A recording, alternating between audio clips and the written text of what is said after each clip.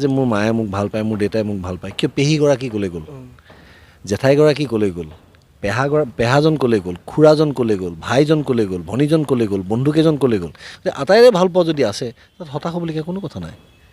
7 মাহ নহওঁতেই জন্ম মোৰ, 6 মাহ কিমান দিন। মই হ'লোঁ এটা ফাইটাৰ, মই হ'লোঁ যুঁজি যোৱা মানুহ আৰু উদ্দেশ্য থকা যুদ্ধাতকৈ ভয়ংকৰ সৈনিক নাই। গতিকে মোক সকলোৱে হাৰ্ট কৰিব নোৱাৰে। আচলতে প্ৰত্যেকটা প্ৰশ্নৰ সমাধান আছে, উত্তৰ নাই।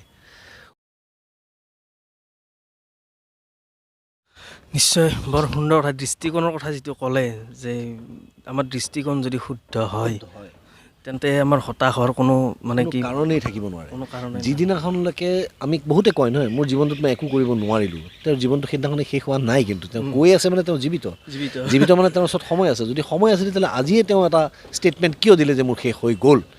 নাথিং ইজ অভাৰ টিল ইটছ অভাৰ। যেতিয়ালৈকে শেষ নহয় তেতিয়ালৈকে শেষ নহয়। তাৰ মাজত এটা কথা সুধোঁ, মই ভাবি আছোঁ, মনত আহি আছে, আমাৰ বাৰু দুখ লাগিল, হতাশ হ'লোঁ বা মানসিকভাৱে ভাঙি পৰিলোঁ। আমি ৰবি শৰ্মাৰ ইণ্টাৰভিউটো চালোঁ বা মই ফোন নম্বৰটো থকাৰ কাৰণে মই ফোন কৰিলোঁ, দাদা আজি মোৰ এনেকুৱা হৈছে, আপুনি মোক চলিউশ্যনটো দিলে, মই ঠিকেই থাকিলোঁ।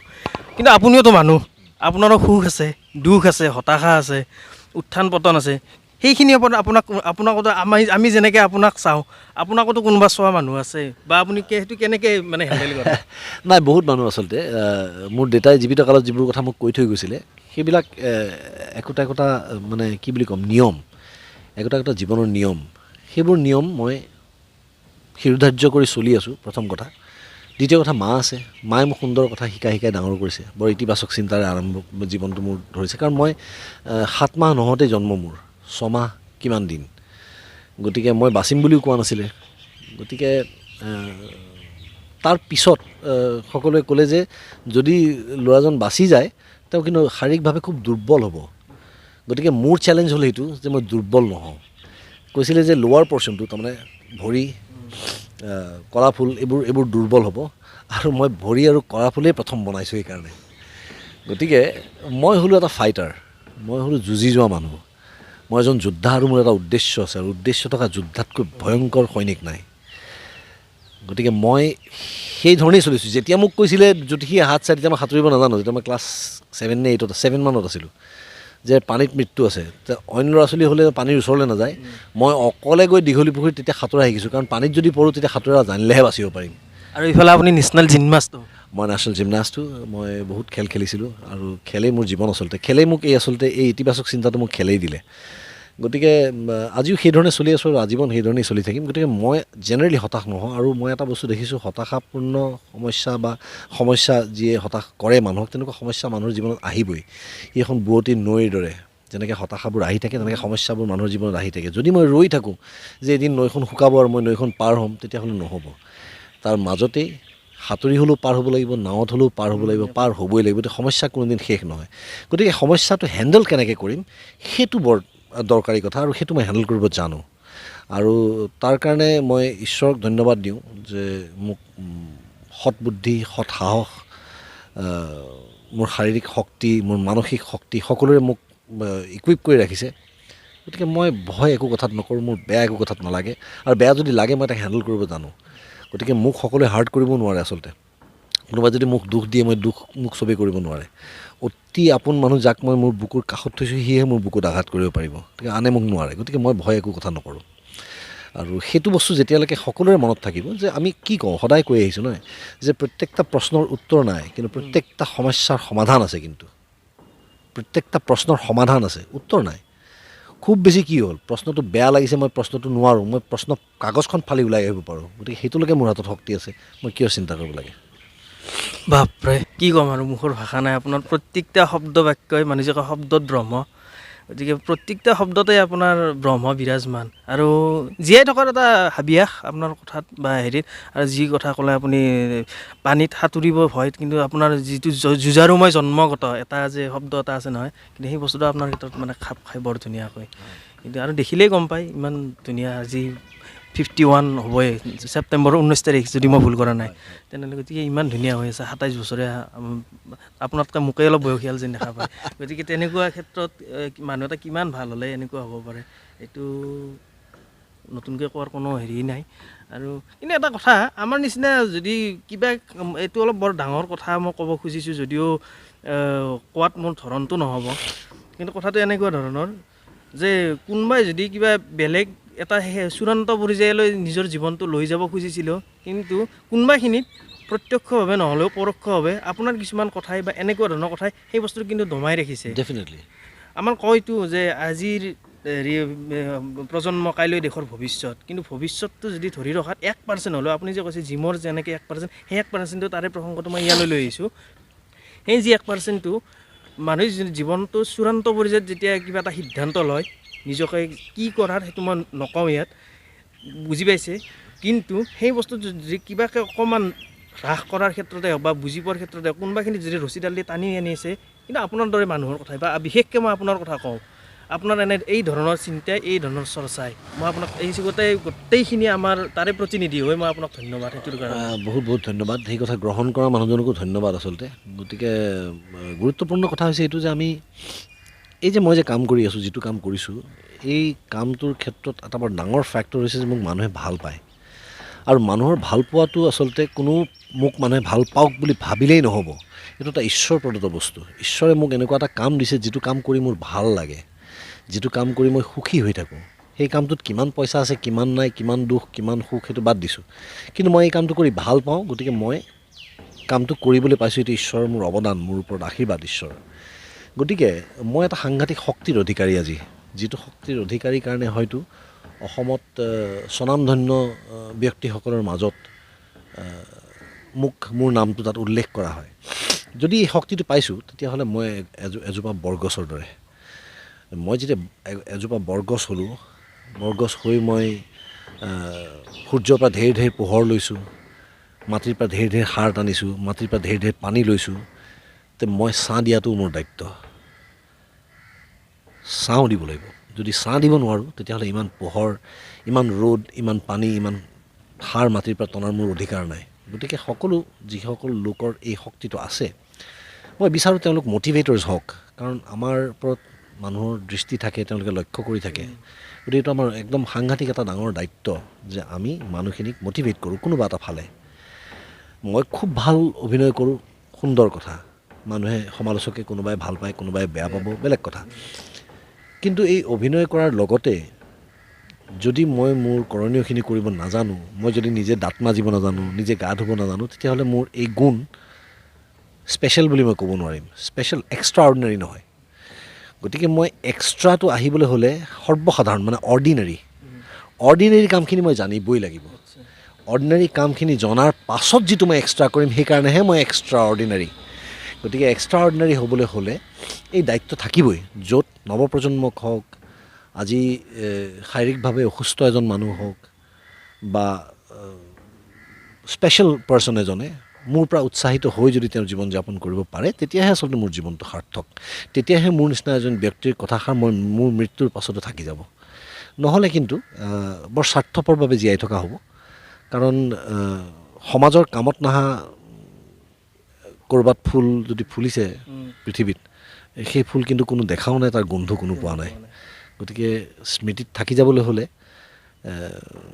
সময়ত যেতিয়া আমি ফুলপাহ পাম, সেই ফুলৰ স্মৃতিহে আচলতে ৰৈ যায় মনত। অনুষ্ঠানটো আমি শেষ কৰিম, কিন্তু শেষ কৰাৰ আগতে আপোনাৰ দেউতাৰ প্ৰসংগ লৈ মই অনুষ্ঠানটো শেষ কৰিম। তেখেতক এই ক্ষেত্ৰত ধন্যবাদ। আপোনাৰ মা জীৱিত, তেখেতক মই লগো পাইছোঁ, তেখেতৰ প্ৰতি শুভেচ্ছাটো সদায় আছে। কিন্তু মই আপোনাৰ পৰমাৰাধ্য পিতৃ, তেখেতক মই এই ক্ষেত্ৰত এইকাৰণে ধন্যবাদ। তেখেতে আপোনাক কৈছিল আপোনাক বাবা বুলি মাতে।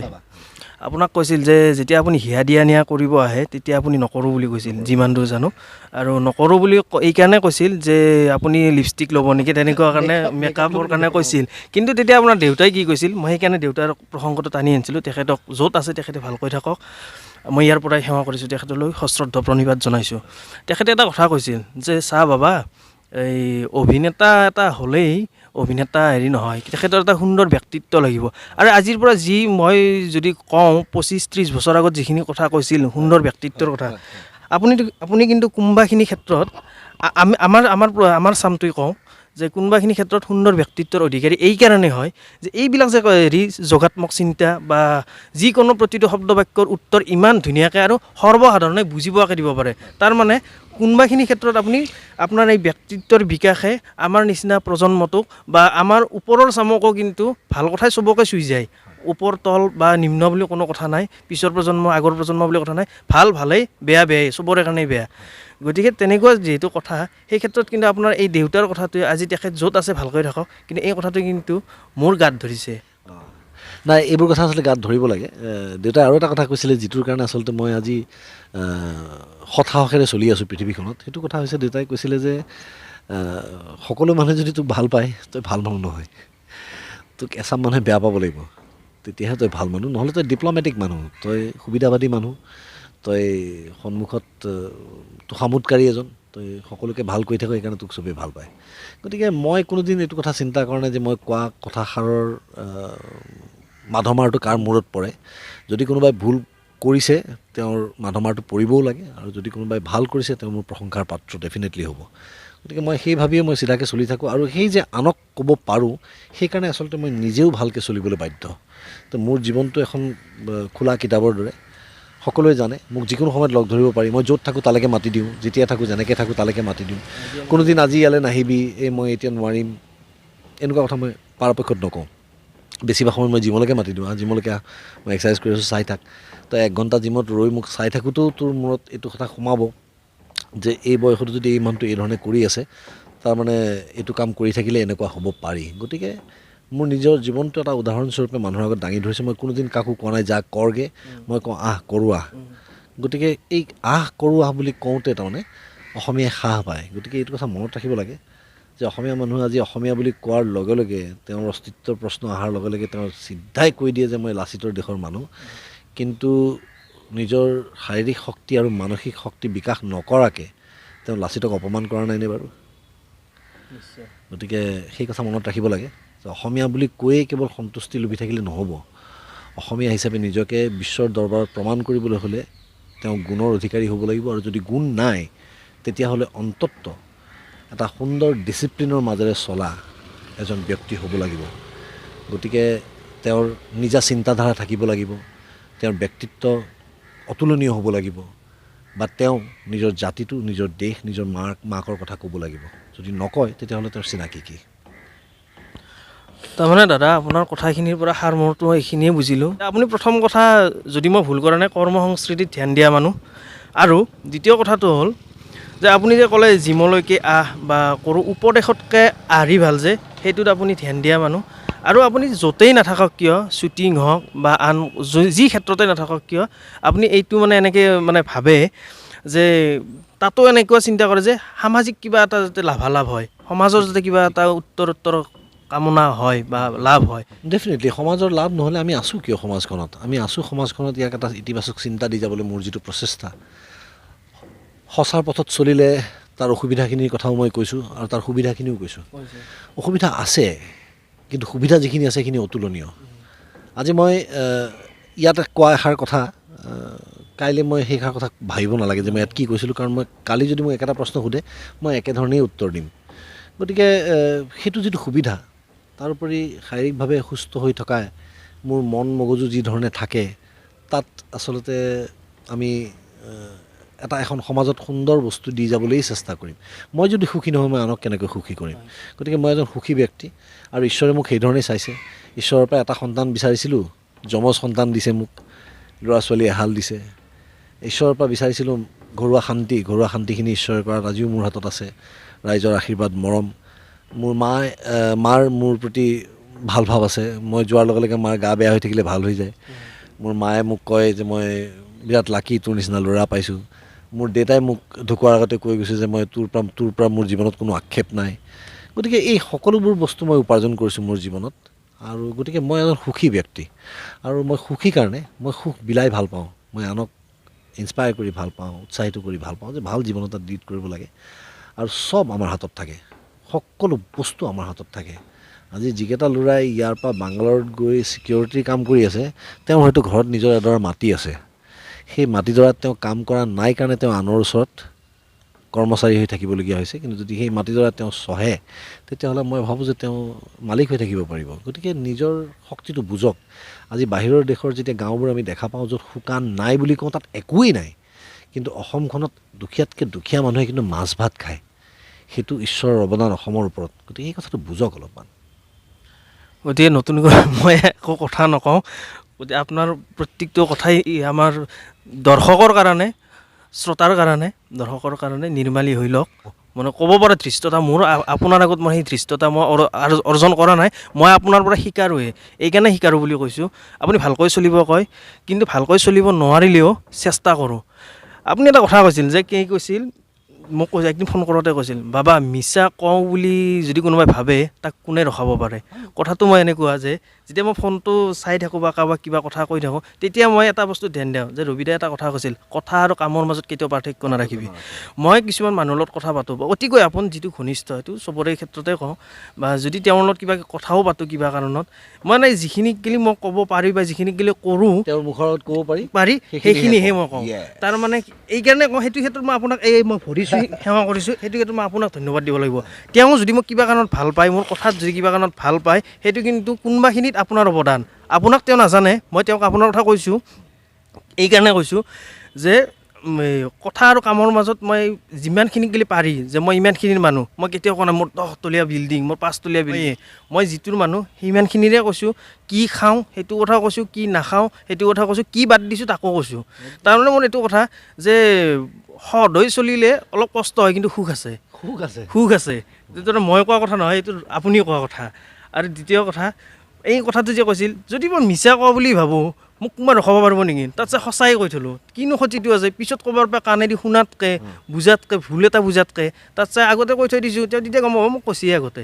গতিকে সেইটোতকৈ মই সেইকাৰণে মই কওঁ, যদি আপুনি সুখী মানুহ, আৰু দ্বিতীয়তে ময়ো কিন্তু এই ক্ষেত্ৰত সুখী হ'ব যাই আছোঁ। সুখ কিন্তু গন্তব্যস্থান নহয়, সুখ এটা দিশ।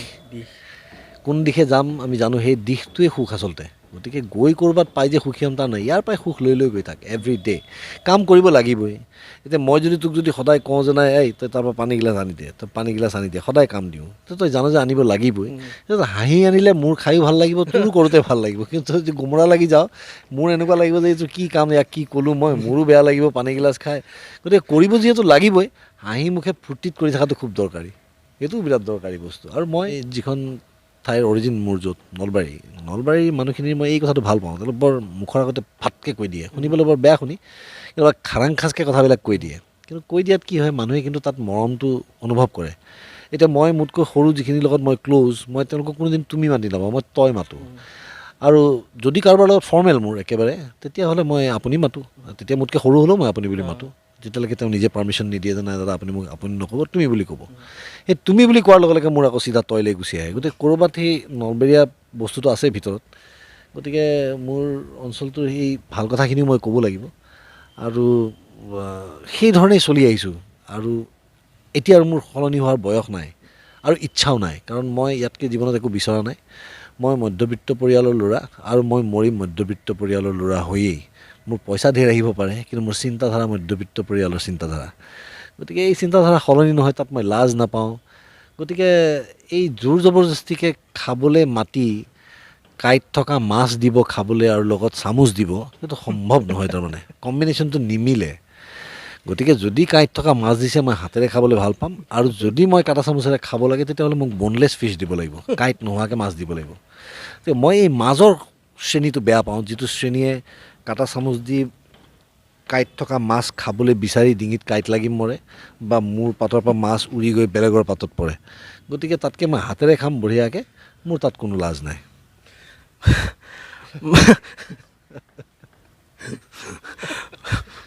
মানে কিবা প্ৰশ্ন যদি আছেও মানে ভিতৰৰ ফালে গুচি যায়। তাৰে মাজত এটা কথা কওঁ, আপুনি 35 বছৰ হ'ল শৰীৰ চৰ্চা কৰা। এই চেগতে এই অনুষ্ঠানটোৰ মাজতে মই এটা ধন্যবাদ দিওঁ, কাৰণ কিয় মই সেইটো ক্ষেত্ৰত অকণমান লাকি। মই আপোনাক লগ পালোঁ মই 2014-ত ৰাজশ্ৰী থিয়েটাৰ সময়ত, আপুনি আমাৰ তাত যাওঁতে, তেতিয়া আপোনাৰ লগত মোৰ বেছি ব্যক্তিগত সম্পৰ্কটো ভাল হ'ল। তাৰে আগত মই এজন মানুহ লগ পাইছিলোঁ, পংকজ শৰ্মা, নলবাৰীৰ অধিবক্তা। তেখেত বাৰ কাউন্সিলৰো খুব সম্ভৱ সভাপতি চাগে। আচ্ছা, তেখেতৰ লগত কথা পাতিলোঁ, আপোনাৰ কথা ওলাই। আৰু ময়ো কেতিয়াবা আপোনাক কৈছোঁ, তেখেতৰো মানে কি, তেখেতে 1988 চনতে তেখেতে আমাৰ গাঁও দিহিজাৰী, নলবাৰীত দিহিজাৰী, তাতে হেৰি অনানুষ্ঠানিকভাৱে জিমৰ কিছুমান প্লেট, আপুনি যে আছিল 3 টকাত, তেখেতে সেই কথাখিনি আমাৰ দুয়োৰো কথা দুটা ইমান সমান্তৰালভাৱে একে দুটা ৰেলৰ চিৰিৰ নিচিনা, দুয়োকো মানে কি কৰা হেৰি। আজি ইয়াৰ মাধ্যমেৰে তেখেতকো নমস্কাৰ জনাইছোঁ। তেখেতে বৰ সুন্দৰ কাম কৰি আছে, যুৱকখিনিক যদি তেওঁ ইনস্পায়াৰ কৰি আছে, নমস্য ব্যক্তি। তেখেতৰ মানে হেৰি মুখৰ আগতে কেতিয়াবা আপুনি ব্যস্ত থাকে, কেতিয়াবা তেখেতক ফোন কৰোঁ, তেখেতক আৰু বহুত সময় ফোন কৰোঁ, একবাৰ আমি মুনাতা বুলি মাতোঁ, বোলে মুনাতা এনাই হ'ল তেখেতো আপোনাৰ মানে এনেকুৱা লাগে দুয়ো একেখন কিতাপে হয়তো আপুনি পঢ়ি উঠিছে, নতুবা তেখেতে পঢ়িছে, এনেকুৱা লাগে। গতিকে এই ক্ষেত্ৰত তেখেতকো ধন্যবাদ দিছোঁ। হয় হয়, ময়ো তেখেতক ধন্যবাদ জ্ঞাপন কৰিছোঁ। তেওঁ যুৱখিনিক ইনস্পায়াৰ কৰি আছে আৰু তেওঁ নিজে এজন উদাহৰণ হৈ চলি আছে, ভাল লাগিছে। আৰু তাতকৈ জমনি দুয়োৰো বয়স একে, তেখেতৰো 51 হ'ব। আচ্ছা, হয় নেকি? আৰু তেখেতৰো মানে হাত চাতবিলাক আপোনাৰ নিচিনাই। বঢ়িয়া। খুব ভাল, এনেই খুব কম সংখ্যক মানুহে কৰি আছে, কিন্তু সেইখিনি মানুহে নিজৰ নিজৰ একো নহ'লেও নিজৰ চুপাৰ মানুহখিনিক অন্তত ইনস্পায়াৰ কৰি আছে, দৰকাৰী কথা। প্ৰাঞ্জলক আৰম্ভণি তেখেতে তাতে কৰা, মানে তেখেতৰ তাতে কৰাই কি প্ৰাঞ্জলে মানে জিমৰ আৰম্ভণি। খুব ভাল কথা, খুব ভাল কথা। তেওঁ আৰু সেই প্ৰাঞ্জলৰ সেই স্বাস্থ্যটো ভাল কাৰণে আজি মই তাক লগ পালোঁ, মোৰ চকুত পৰিলেহি, সি মোৰ লগত ছবিটো আছে, মোৰ লগত কিবা কাম থাকিলেও মই তাক চিধাই ফোন কৰোঁ। তো এইটো এটা বৰ ডাঙৰ সম্পদ আচলতে মানুহৰ, নহয়? আমি কাইলৈ বিয়া এখন আছে বুলি ক'লে আজিয়ে 3000 টকীয়া 4000 টকীয়া শ্বাৰ্ট এটা পিন্ধি যাব পাৰোঁ, শৰীৰটোতো ৰাতিৰ ভিতৰত নবনে। 20 টকীয়া টি চাৰ্ট পিন্ধি গ'লেও হৈ যায়। গতিকে ধুনীয়া হৈ থাকিবলৈ, ফিট হৈ থাকিবলৈ আৰু বেলেগকৈ আৰু বুজাব নালাগে আৰু। মই দুযোৰ তিনিযোৰ কাপোৰ সলাব নালাগে, কাপোৰ উলিয়ালোঁ, পিন্ধিলোঁ, গুচি আহিলোঁ। মই জানো মোক ভাল দেখিবই। সেইটো গমেই পায়, দেখাতে গম পায়। গতিকে অনুষ্ঠানটো শেষ কৰোঁ, আপুনি শেষ কৰি দিয়ক। মোৰ বৰ ভাল লাগিলে এওঁলোকৰ লগত কথা পাতি থাকি, কাৰণ এওঁলোকৰ মাধ্যমেৰে মই আৰু হয়তো আৰু বহুতো মানুহক মই জীৱনটোত ক'ৰবাত অলপমান অৱদান দিব পাৰিম। আৰু তেওঁলোকৰ জীৱনটো যদি মোৰ জীৱনৰ পৰা তেওঁলোকে যদি শিক্ষা লৈ যদি আগবাঢ়ি যায়, মই ভাবিম মোৰ জীৱনটো সাৰ্থক হ'ল। গতিকে আপোনালোকে গজালি ক্ৰিয়েশ্যনৰ এই চেনেলটোলৈ মোৰ শুভেচ্ছা থাকিল। গতিকে আটাইকে অনুৰোধ জনাইছোঁ, আপোনালোকে শ্বেয়াৰ কৰক, কমেণ্ট কৰক, ছাবস্ক্ৰাইব কৰক।